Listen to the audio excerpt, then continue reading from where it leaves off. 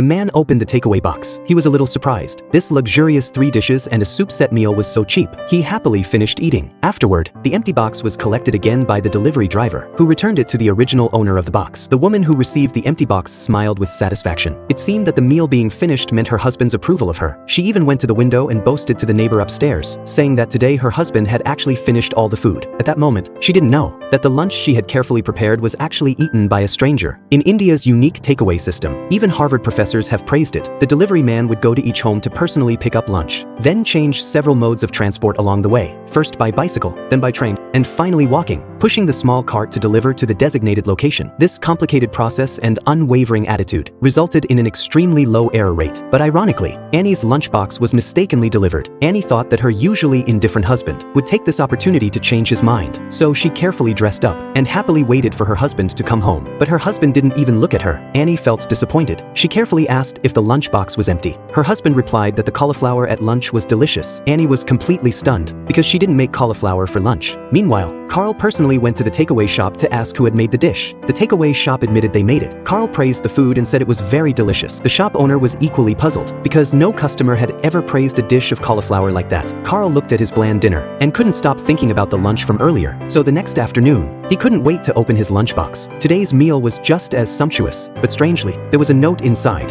The note's writer thanked him for finishing the meal they made. Though Annie knew it was the wrong delivery, she still felt happy for the whole afternoon. As a thank you, she made a few more dishes for him to try today. Carl thoughtfully set the note down. He hadn't expected all of this to be a misunderstanding. That night, Annie received an empty lunchbox again with a reply from him. She curiously opened the note. It read that today's meal was too salty. Annie angrily complained to the neighbor upstairs, and the neighbor threw down a basket of chilies, telling Annie to teach him a lesson. The next afternoon, Carl received Annie's lunchbox again. He eagerly tasted a bite and immediately felt his tongue burn from the spice. That's when he realized he had been retaliated against. But that night, Annie found the lunchbox empty again. Many workers have no time to go home for lunch and can't afford expensive takeout. But Carl was able to enjoy a luxurious 3 dishes and a soup, making him feel incredibly happy and satisfied. But this happiness was temporary. He thought his connection with the lunchbox's owner had ended there. But unexpectedly, the next day, he received the lunchbox again. It turned out that his sincere thanks had touched Annie, so she sent a long letter in return. 2 strangers, through this simple lunchbox, began a unique and warm exchange.